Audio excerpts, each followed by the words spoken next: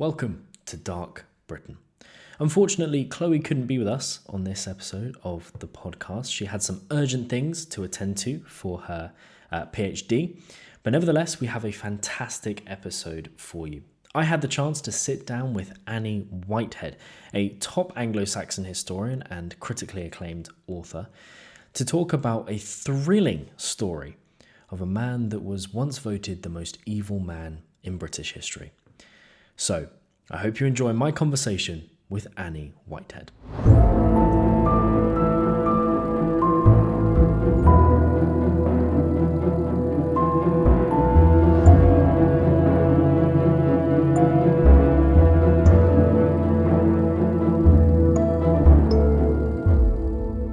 This is the story of powerful Mercian families and a man who was once voted the most evil man in British history. It's a tale of treachery, power, betrayal, and murder. And joining us today to discuss this thrilling part of Britain's dark history is top Anglo-Saxon historian and best-selling author Annie Whitehead. So Annie, thank you so much for joining us on the podcast. It's a pleasure to have you here. Thanks for inviting me. So would you mind telling us a little bit about yourself, your background, what drew you to history? Yeah, well, as you said, I'm an author and an historian, and I didn't really mean to become either. It's just the way it happened. So I always wanted to write. And I think when we spoke before, my interest in history, I think, began when I lived in York when I was 8 years old, and I was homeschooled for 6 months. And being homeschooled in York basically means museums and history and historical sites. So I just lapped it all up, and that kind of stayed with me. And then my undergraduate years, I was very, very fortunate. I don't think it's the case now, but at the time when I was studying way back in the last century, courses that offered the opportunity to learn about pre-conquest England were few and far between. And I was to find a course that offered lots of that, and a really brilliant lecturer and historian, Anne Williams, was my tutor. And so I really just got involved in learning as much as I could about that period. And then later on, when I started writing seriously, when I found time in amongst life, the two sort of combined together, and now I do equal amounts of writing history and writing fiction, but it's nearly all of it based in pre-conquest England and nearly all of it based in Mercia. So I know quite a lot about a very tiny portion of history. That's amazing. And like you say, growing up in York, being home educated there, is that kind of where your love for pre-conquest England came from, or has it always been kind of your interest? I think possibly just sparked an interest in history generally. Sure. And certainly at that time, York hadn't really been, certainly the Jorvik thing hadn't been excavated. I think they probably started digging that up just after I left. So it was more the sort of later medieval history. But I just think I've always been drawn to the earlier periods. So my A-level history project, I chose to do that on what at the time I called the Celts, which is not a word we tend to use anymore, but the British tribes and people that were here before the Angles and the Saxons and all the rest came. So I think it's that very early period that's always interested me, and the fiction that I read was always based in, that kind of period, or slightly later, because not many people were writing about that. So sure. It's an appeal. I can't really explain it, but I do find it absolutely fascinating. Yeah, no, I can attest to that feeling of just being fascinated for something, basically for no other reason than you find it fascinating. But so this story, the most evil man in British history, do you mind setting the scene for us? Where do we find ourselves in history? Okay, so we are at the very, very beginning of the 11th century. Right. So it starts 1002, so just after it's changed to a new, I can't say the word, millennium. There we go. So it's at around about the middle of Athelred the Unready's reign. Okay. And it's just basically a wonderful story of I mean, before they were even a thing, over mighty barons, which you hear about later on during King John's reign, but really the nobles almost taking control, and it's a deep, dark secret. It's about a secret story about powerful families and the ways they're interconnected, and how one evil man seemingly tried to exploit that and then ended up being a victim of it. So yeah, it's a fabulous tale. Yeah, I'm excited to get into it. Would this be considered the Dark Ages? Would we still? I mean, the term Dark Ages obviously isn't used terribly much now, and it did tend to mean the idea that we didn't know very much about the period because there wasn't much left in the way of written record. I mean, that's not true, and obviously we've now got such a wealth of archaeological evidence as well. So, but I mean, you think the Sutton Hoo burial was only unearthed in 1939. So for a long time, we didn't even know that existed. So yeah, the Dark Ages, I guess, I think it's supposed to cover up to the year 1066 when we were all civilized by the Normans. I'm not sure.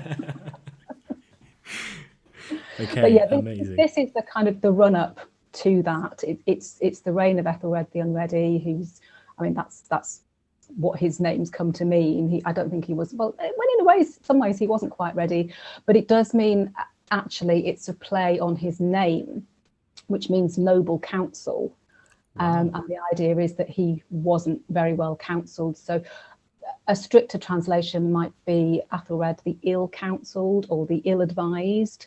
And so that gives you a hint about the nobles that were surrounding him and perhaps trying to play things out to their own agendas. It paints a little bit of a better picture for Athelred as well. Yeah, although he's not completely blameless in this story, I have to say. Okay, so our main character in this story, I'm going to ask you how best to pronounce his name before I hazard a guess. How should we best pronounce it? Well, I think he's commonly known. I mean, it's spelled Eadric. I'll get onto his so-called surname in a second. But basically, at the end of Old English names, if there's a C, it tends to be pronounced ch rather than a hard ch. And at the beginning, you might think, okay, so that's Eadric. But actually, the EA is the same way that the names we still use today were spelled. So Edward and Edmund and Edgar. So I think probably Eadric would be, that's my best guess. Yeah. And it's a little easier to say than Eadric, which is a little bit clumsy. And then Streona is his, they didn't have surnames. They were just who they were, and occasionally they had some kind of nicknames. There's a wonderful one who was called Cuttlefish. Don't know why, but that was amazing. And you get things like, obviously, probably most people have heard of Edith the Swan Neck, who was Harold Godwinson's handfasted woman. So they were more descriptive names than actual surnames. But Streona, we think, probably means the grasper or the acquisitor. So it gives you an idea of how history has remembered him. Absolutely. So Eadric, who is he? What's his story? Eadric, well, little bit of a jumped up Johnny-come-lately, really, a parvenu. He seems to have come from quite a lowly family in Shropshire. And we know the name of his father. We think he was called Athelrich, but that's about as much as I can tell you about him. We know that Eadric had 5 or 6, maybe more, brothers. And what happens is around 1002, Eadric starts appearing at court. And we know this because any charters that were issued by the kings were, the names of the witnesses were added in a very particular order. Right. So it starts off with the king and then his family, then the archbishops, if they're there, then the leading clergy, and then you get onto the secular noblemen. And the pecking order, as I say, is very important. And around about 1002, Eadric first appears on those lists. And about 5 years later, he's appearing first on those lists. So that's quite a rapid rise. And around about the time he appears, we find names in clumps of 2s or 3s. These names seem to be the names of his brothers. So it seems that this family has arrived in court and just gradually working their way up through the ranks. And that's great. And by 1007, Eadric has been appointed Earl of Mercia, or I should say Ealdorman of Mercia. Mm-hmm. They weren't earls at that point. But he'd also, around about that time, done an extraordinary thing, which is that he'd married the king's daughter. Wow. And this, I mean, nowadays, you wouldn't, you know, at first glance, there's nothing extraordinary about that. But we go way, way back to the 7th, 8th, and even 9th centuries, when the kingdoms of England were still that. They were kingdoms. And what you find is that kings would marry their daughters or their sisters to other kings. Right. They're used as an alliance. So the daughter of the king of Kent might be married to the son of the king of Northumbria. It's very, very unusual for those wives and daughters and sisters to marry anything other than another member of royalty. So Eadric, I mean, that's quite an achievement, especially for the reasonably lowly born man. The only other example that we can really find that is anything like equal, you have to go back over 100 years to when Alfred the Great's daughter, Athelflaed, was married to Athelred, Lord of the Mercians. Right. So he wasn't a king, but he was ruling Mercia. So again, it's not quite comparable. So yeah, so in a matter of 5 years, Eadric has come from seemingly nowhere to being the king's son-in-law. Wow. And Athelred the king also later on married another one of his daughters to Uhtred, who became Earl of Northumbria. And there's been some suggestion that Athelred had lost all the advisors that had been there when he became king. So one of the previous Earls of Mercia, who had actually supported him in his bid to become king, he was just a child. And some of the leading bishops and some of the other members of the leading families had all died. And the important thing about them is that they were all part of the extended royal family. It's almost like he lost his royal kin. Wow. So there has been a suggestion that by marrying his leading nobles to his daughters, he was sort of creating a new kinship group for himself. I mean, that's one possibility, but it certainly is almost completely unprecedented. So yeah, so Eadric really, rose very quickly through the ranks. Wow. So do you think that that's illustrative of Eadric's ability or his kind of strategic plays or something like that, or maybe more the political system of the time, or how did he get there? Well, that's a really interesting question because we don't know. Right.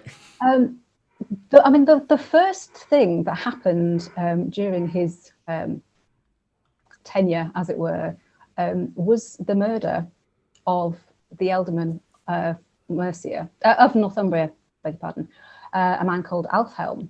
Right. And in 1006, we're told that he was killed and his sons were blinded.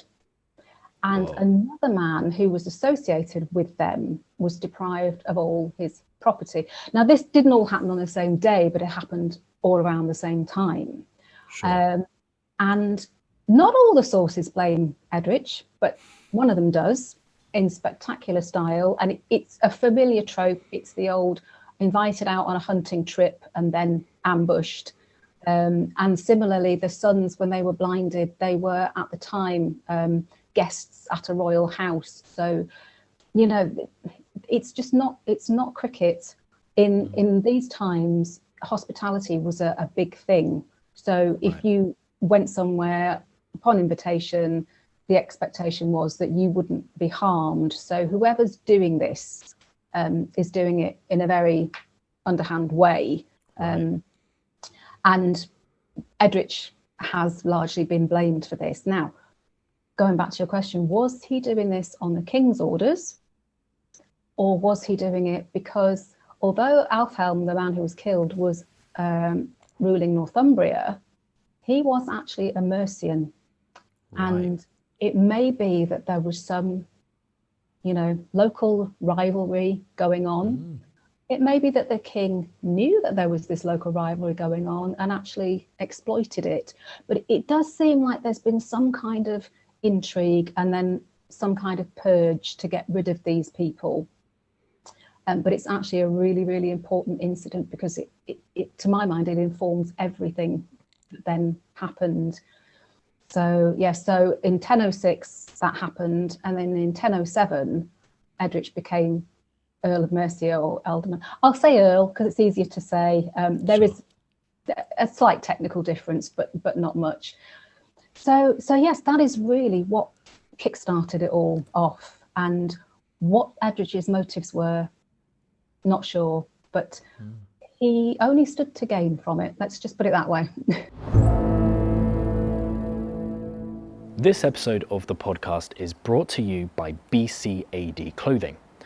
Most of the time, history-themed hoodies and t-shirts are childish, cheesy, in your face, and most of the time, frankly, unwearable.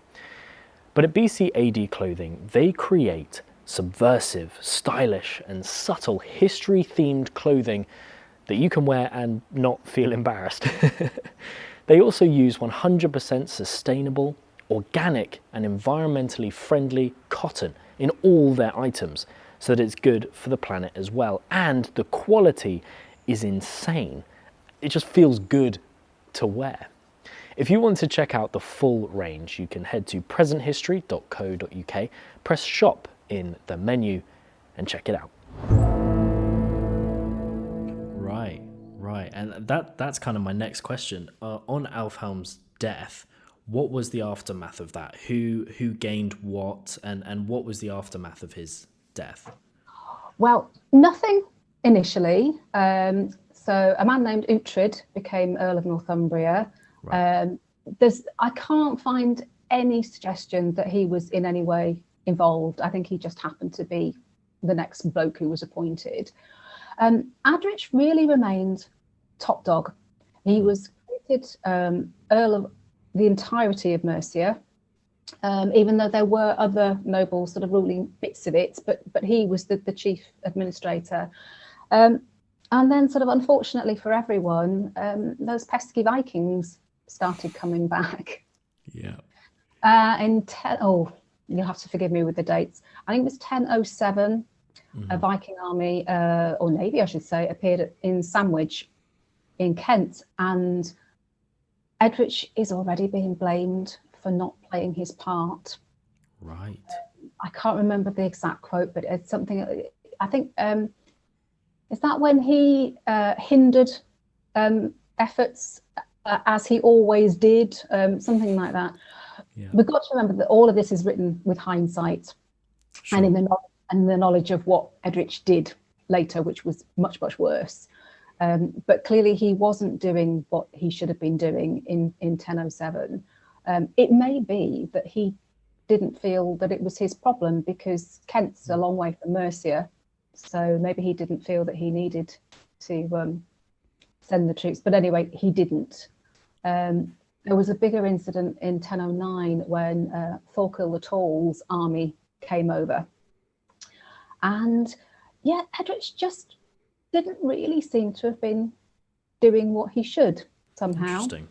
And so it is difficult to pick it apart because although the Anglo-Saxon Chronicle was pretty contemporary by this stage, they were still writing with the hindsight and the knowledge of what was to come.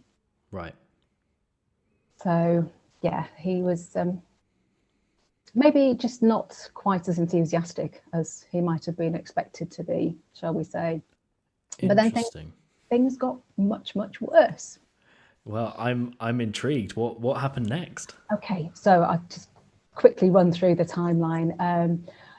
So Thorkel the Tall, who come as an invade with his invading army, actually eventually went over to King Athelred's side.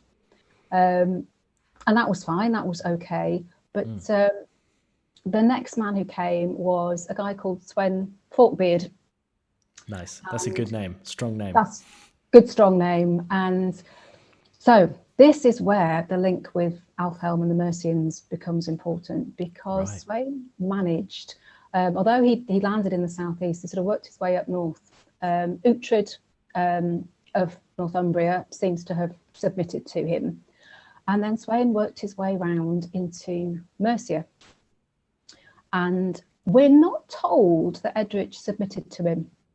So I'm strongly of the belief that he didn't, because I think the Chronicle would have said so. You know, the Chronicle really does not like him. I think they would have said, had he submitted.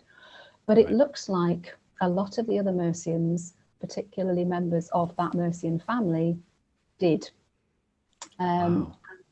At some point, Elfhelm's daughter, Elfhiva, was married to Sweyn's son, Canute. Right. So we don't know exactly when that marriage took place. A lot of people say that it wasn't actually a marriage, that she was only ever his concubine. She certainly was very important to him. So I like to say that he considered her to be his wife. Now, whether that happened when Sweyn arrived or whether that marriage took place later, not sure, but it certainly took place.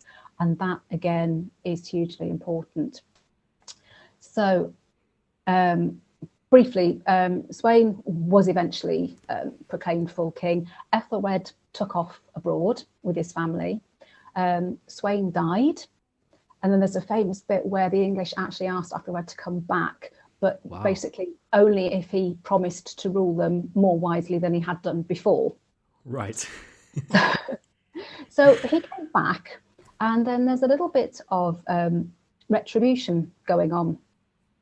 There are a couple of brothers called Sifath and Morcar who were leading thanes. They're described as the leading thanes of the 7 boroughs, important strategic towns in Mercia, essentially, and had both been, Morcar was given land in Derbyshire by the king, and Sifath was remembered in the king's eldest son's will. So they were movers and shakers in courtly circles as well. And in 1015, they were killed by Eadric. No way. Again, very probably on the king's orders, because we think that they had been instrumental in getting the area of the 7 boroughs, normally known as the 5 boroughs, the important towns like Nottingham, Derby, Leicester, Stamford and Lincoln, that they had been instrumental in whipping up support for Sweyn Forkbeard, essentially, and this was their punishment. And that might have been that, except it gets murkier still. So by this time, King Athelred's eldest son had died, and he left a really important will, which is where we get a lot of this information from. And the next son in line was Edmund, known to history as Edmund Ironside. And for whatever reason, Edmund got really, really upset. So after the murders of Sifath and Morcar, Sifath's widow was actually imprisoned by King Athelred. Right. And Edmund rescued her, released her from prison, and married her. Wow. So now he has got, and all the people who lived on Sifath's and Morcar's lands then submitted to Edmund. So here we've got a thing going on. Have we got the eldest son of the king making his own bid for the crown? Wow. I'm not sure that Athelred realised the implications when he ordered these murders. I don't know whether Eadric realised the implications when he carried out the murders. But yeah, it left Eadric in a really difficult position, because not long after that, actually, King Athelred died. And Canute, of course, had come back, and Eadric then had to make a really difficult decision. Who was he going to support? Because I actually think, I mean, whether he'd been doing it for his own reasons and his own ambition, it does seem that he'd been carrying out the king's orders with the killings. Right. But this important Mercian family. So we've now got the daughter of the man that Eadric killed initially, married to Canute. But Morcar, one of the thanes that was then killed, his wife was actually Elfheva of Northampton's cousin. Wow. So what Eadric has done, unwittingly or not, has alienated people on both sides. So now what does he do? Does he support Canute or does he support Edmund? Gosh. You know, what does he do? They are both going to be out for his blood. So it looks like he started playing one side off against the other. Wow. Initially, he sided with Canute. And what happened was there was a sort of a bit of a scurry. So Edmund had allied with Uhtred of Northumbria. And instead of facing Canute in battle, they attacked Eadric's lands in Mercia. And actually, Edmund was accused of cowardice, you know, or he won't stand and face the enemy. But I think it was a bit more strategic than that, because if they destroyed Eadric's lands, then they destroyed his ability to refuel, essentially. Yeah. You know, if you destroy someone's crops, then they can't feed their army. If you make sure that they can't get new, you know, fresh horses to their troops. So, you know, it's sabotage, and it's, you know, it sort of paid off to a point. I think perhaps they were hoping to draw Eadric back into his own territory as well, but it kind of backfired because Canute decided to do the same thing to Uhtred's lands. Oh. So Uhtred had to go tearing off into Northumbria, and guess what? According to some of the sources, Uhtred was then killed by Eadric. No way. Oh my word. Okay. So not all the sources blame Eadric, and there is a source that comes from the north that suggests that Uhtred's murder was completely different, and it was to do with local politics and power play in the north. Right. But you know, Eadric once again is named as you know, being involved in yet another murder. So I mean, he's getting a terrible reputation. Yeah. I mean, he's leaving dead bodies wherever he goes. This is crazy. Yes, absolutely. And he still hadn't finished. So in 1016, it was a year of, I mean, everything happened. So 23rd of April, King Athelred died, and then there were 5 battles fought between Edmund and Canute. And the second one, Eadric was accused of treachery, right, because he'd, according to one source, he'd managed to persuade the English that their leader was dead. Not true, obviously. Wow. The fourth of these 5 battles, the English had the upper hand. And then an incredible thing happened, which was that Eadric, seemingly with, well, I mean, if the English had the upper hand, then maybe he was just out to try to save his own skin. But he went to Edmund and basically said, "Will you take me back? I want to be on your side now."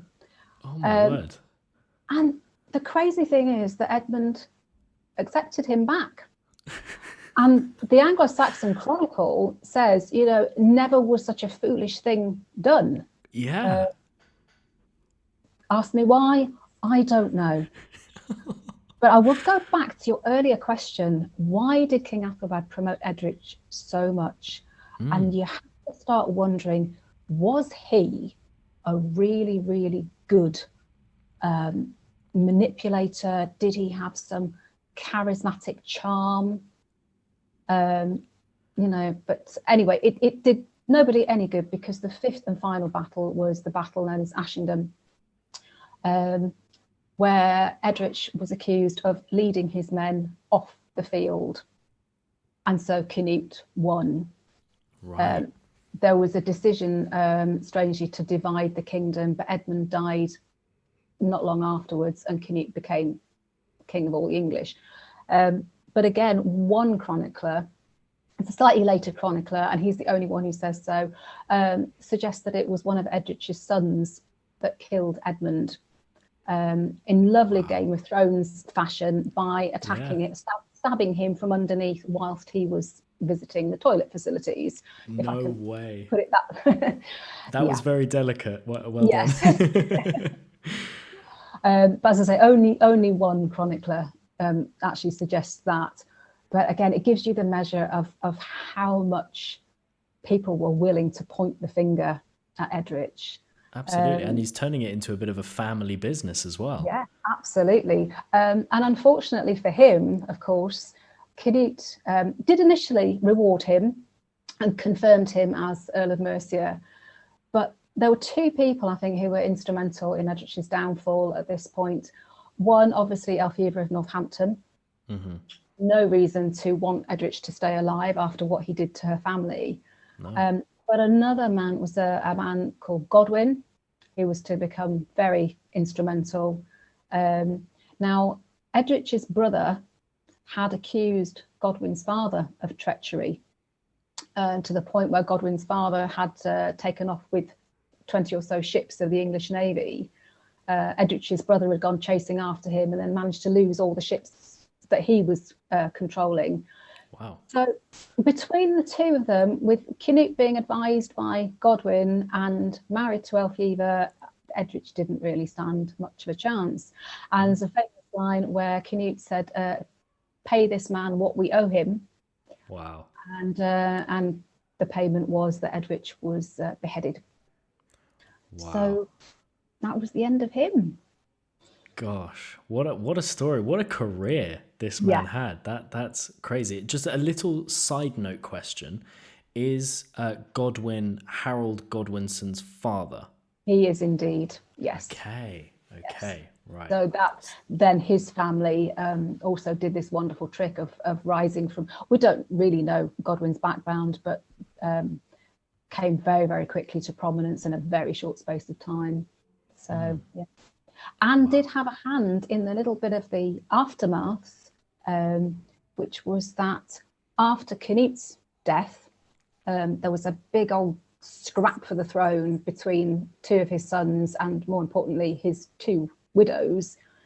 And at one point in 1036, future Edward the Confessor, and his brother Alfred sailed back to England from France. They've been there pretty much since they ran away from Sweyn.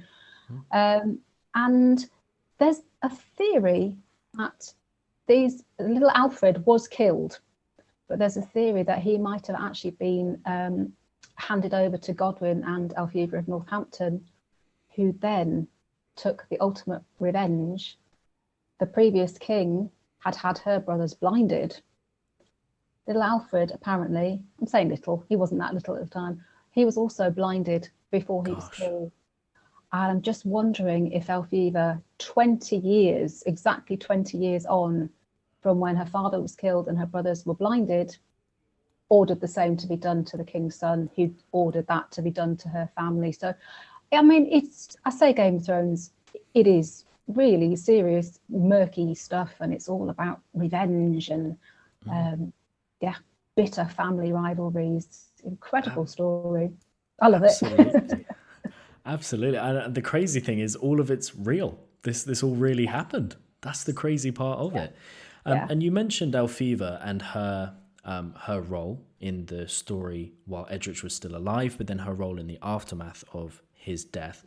And I think that something that's often overlooked in Anglo-Saxon early medieval history is the role of women and the influence that they could have had.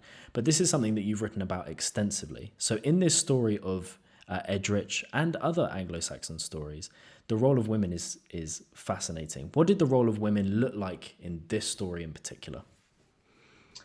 Well, first and foremost, I do wonder about the two daughters of King Athelred, who were married to Eadric and Uhtred, and then one killed the other one's husband. You have to wonder what that felt like Absolutely. We think her name was Algeith, Cephas' widow, who was imprisoned and then married to Edmund Ironside. We are not told whether she had any say in the matter. I suspect not. I mean, she would have known Edmund. I think it's like the young men of the court, the king's sons and Cephas and Morcar. I think they were probably all good friends, so she might have known him, but that doesn't necessarily mean she was happy to be married to him. So there's that to consider. But then, of course, Alfhiva of Northampton and Canute's second wife, Emma, who, of course, had been married to Ethelred the Unready. Yeah. So, yes, they really fought for their son's rights to rule. Alfhiva had been regent of Norway on behalf of her son by Canute Sweyn. That didn't go down too well. So, yeah, there was a lot of mudslinging. Alfhiva was accused of bribery. Emma commissioned this really important book, the Encomium Emerginae, that was basically pure propaganda for her cause. Wow. Didn't even mention her first husband. It was all about her sons by Canute. Both of those men, Harold Harefoot and Harthur Canute, only ruled for 2 years each apiece, roughly. And Alfhiva was said by one 20th century historian to have been running the country when her son Harold was in charge.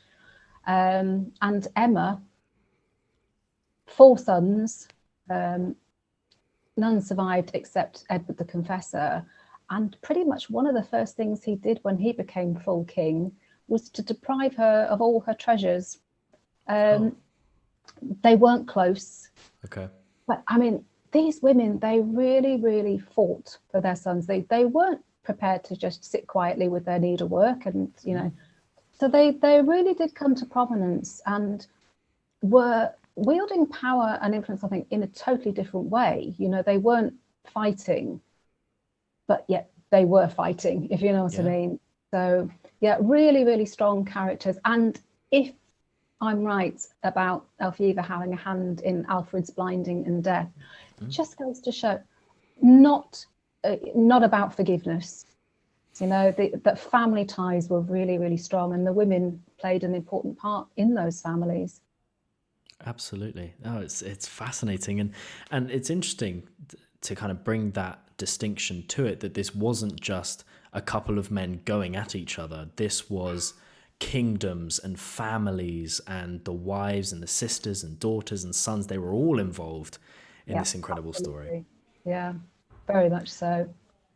Yeah. So is there anything that we can kind of say in Eadric's defense at all? I mean, I've tried really hard. I think that, you know, the chroniclers in hindsight knew to blame him for a lot of stuff. And ironically, if he'd had hindsight, I think he might have behaved differently, because if he was just followed Athelred's orders, fine. It was the fact of what came after that. And it might not have been his idea to kill Cephas and Morcar, because that's really what then left him in a difficult position with Canute and Edmund, because he couldn't really win from either side winning. Yeah. But other than that, no, I don't think anybody can, particularly, I don't think he'll ever be forgiven for the betrayal at Assandun, which caused Canute to become full king. And I think that's really why the chroniclers and history condemned him. And I can't explain his rationale for the side swapping during those battles. No, I'm afraid I can't really defend him. Yeah, well, I'm inclined to agree with that as well, because it seems like he's backed himself into a corner. He's made his bed. He has to lie in it now. Yeah, absolutely. Yeah. Well, thank you so much for coming on this episode of the podcast. It's been a real pleasure to have you here. This has been a fascinating story. So thank you very much for coming on. And, thank you for having me. It's been great to chat about it. Absolutely. Thank you very much. Thank you. And thank you for listening to this episode of Dark Britain.